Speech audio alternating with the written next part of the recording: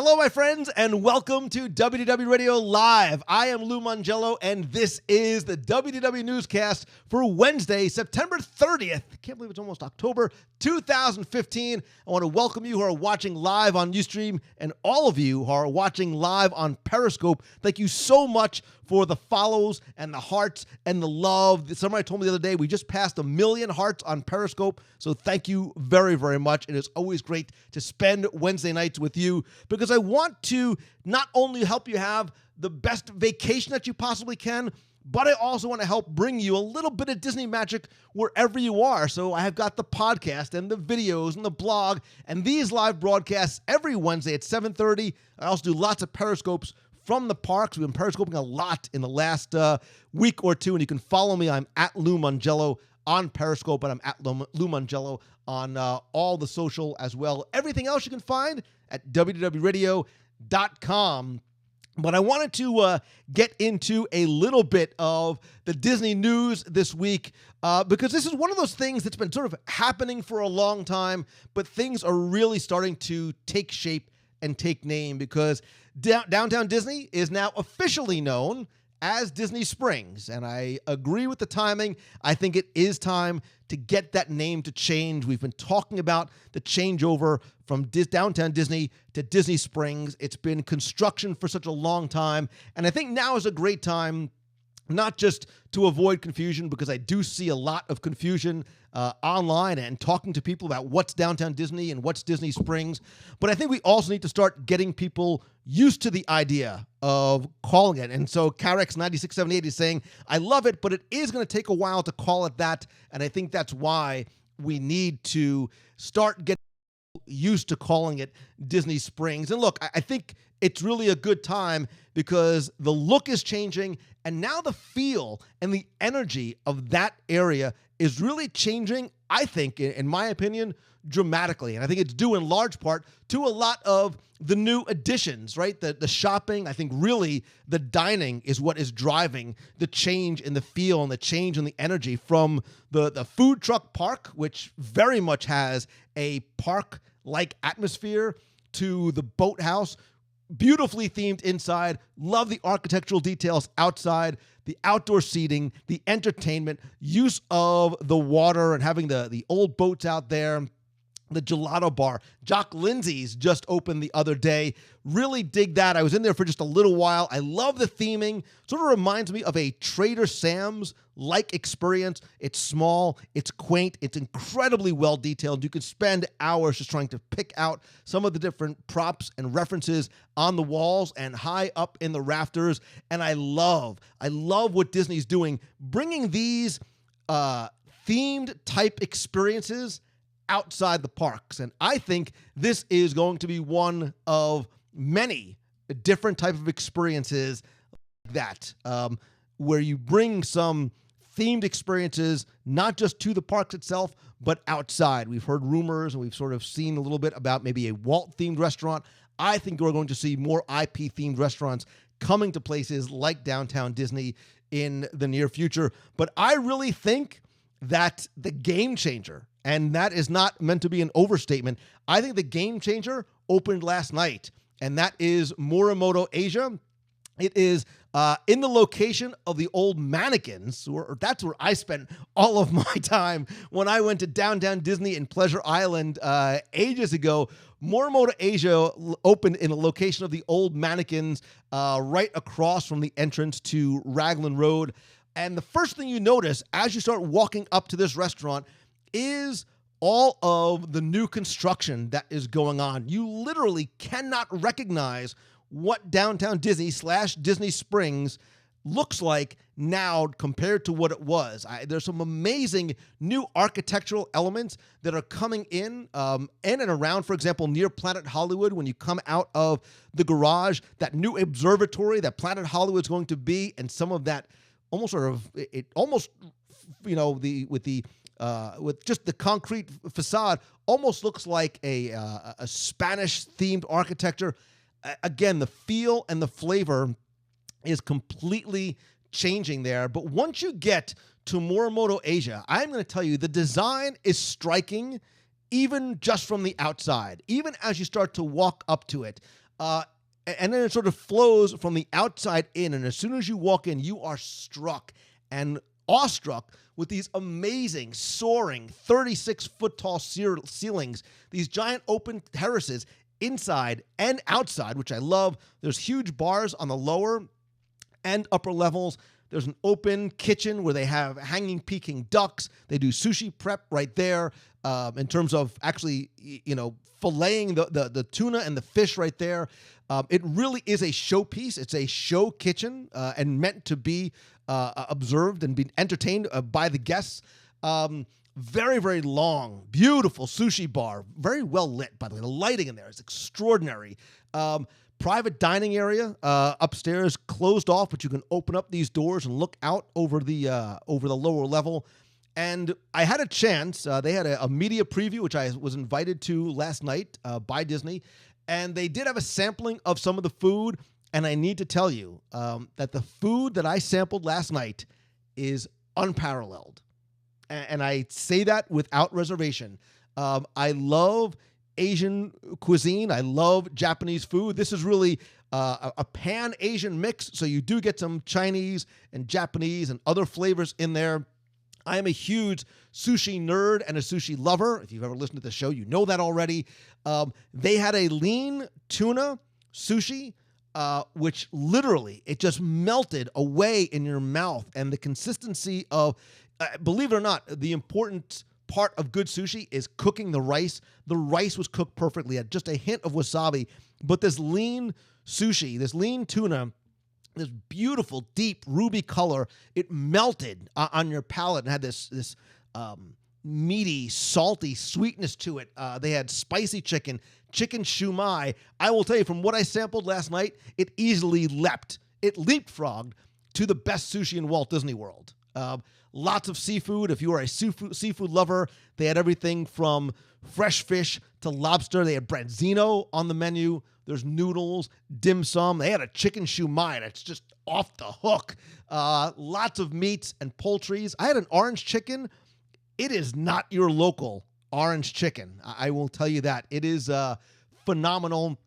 There's also a wide variety of cocktails. I had the White Lily and beautifully presented sake in these square bamboo cups. And you can just imagine over time, as the flavor and sort of the essence of that sake starts to sort of sink into that, how much better even it is going to taste.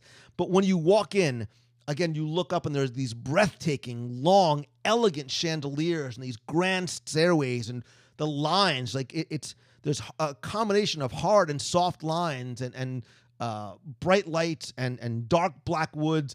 It really it gives you it's really about the experience, right? It was really, and we talk about the experience and sort of being enveloped in an environment. You walk in there and you forget that you are in Walt Disney World. Do you need an ADR? I think you are going to, because I think this is going to be very, very popular, very, very fast.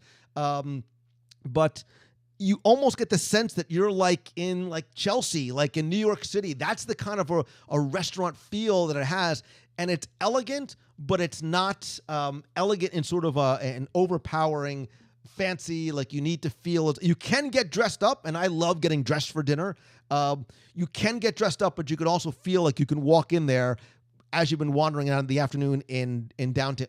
See, I did it. In Disney Springs, and then walk right in. I will tell you that I am not going to do a full review of Morimoto Asia for at least a few weeks. I just don't think it's fair. I don't think it's fair to the restaurant, to the staff, because I think you need to give them time to work out any kinks. Although I would tell you last night, if there were any kinks, I did not see any. But I think you also need to give the kitchen and the waitstaff time to test and adjust and get used to each other and get used to the service and how it's going to be. And then you review, right? I think reviewing on day one just isn't fair. It's not right. But I will tell you that what I had last night really, really impressed me. And that's why I'm talking about it tonight, because I was that impressed with what I saw. I think the group did an amazing job, not just obviously with the marriage with Chef Morimoto, who, as you know from the Iron Chef, but the design team, the culinary team. Look, even the staff, the way they present, and so many of the hostesses in these beautiful red dresses, it really sort of completes this feeling. And I'll almost sort of analogize it to maybe Remy on the Disney fantasy and the Disney dream. And what I mean by that is when I stepped inside Remy, I did not feel as though I was in a Disney version of a French restaurant. I felt as though I was in a French restaurant that happened to be on a Disney ship that I did not feel as though I was on anymore. That's how I felt. When I walked into Morimoto, I forgot, and I mean this in the best possible way, I forgot that I was in a quote-unquote theme park type environment. And I think for locals, you start talking about places like Morimoto Asia and Orlando STK, the steakhouse is coming soon, and casual places like Jock Lindsay's and the outside area of the boathouse. All of a sudden, Disney Springs is finding its identity. It is finding its place in the circle of life and the circle of food. But for locals, this is going to be a place that we can go and spend an afternoon with your friends, with your family, more importantly, because I think for some years you couldn't do that in Pleasure Island at night.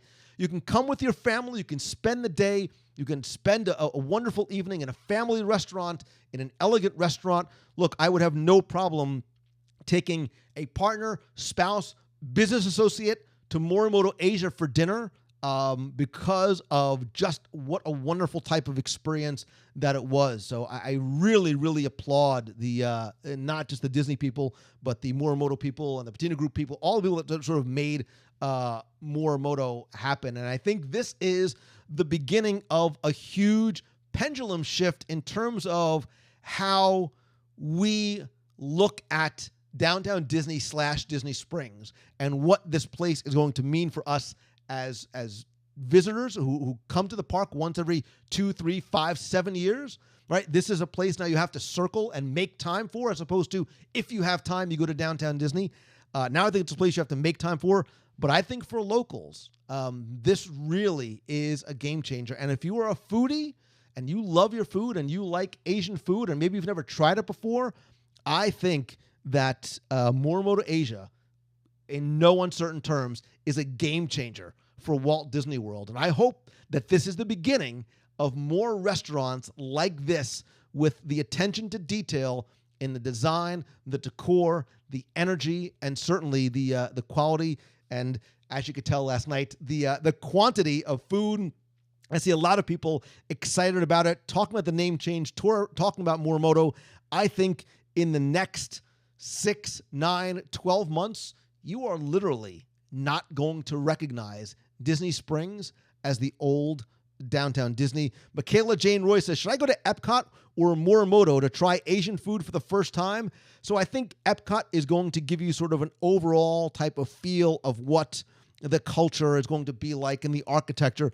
But if you want an elegant yet casual, higher end, high quality dining experience, I think you should I think Morimoto is a must do.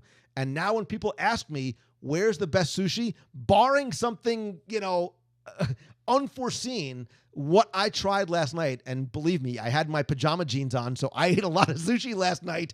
The sushi is some of the best I've ever had. And I will tell you that lean tuna is arguably one of the best pieces of tuna I have ever eaten. And I have been eating sushi for a long, long, long time. So I would love to hear from you who are listening or who are watching.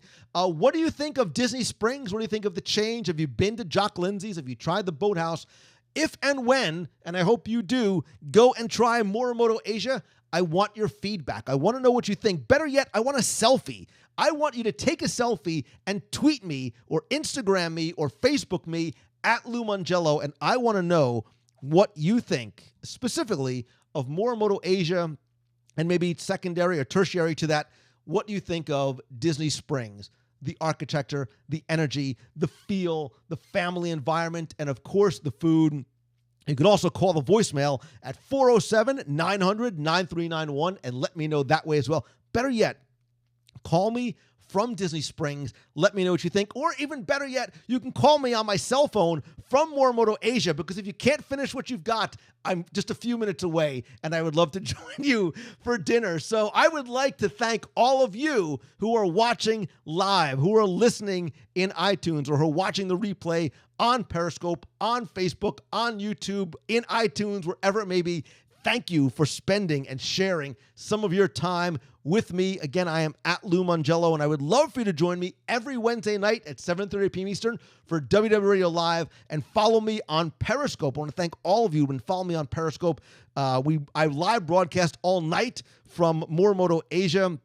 It was a lot of fun. In addition to the weekly show, I do live broadcasts from Walt Disney World and other Disney and other places as well, all the time on Periscope, so you can find me there. And thank you, too, for all the hearts and the shares. They mean a lot. Thanks to all of you who are watching. My box people, you know I love you guys, and I love Wednesday nights, because it really does feel like I'm sitting around talking about things that we love with friends. We'll have to do this maybe one night live while we're dining somewhere out in Walt Disney World and Disney Springs. Don't go anywhere. We're going to stay and chat with you guys for a while longer. We're going to cut the recording off here. So I want to thank you guys for watching. I hope you have an amazing week. See you next time. See ya.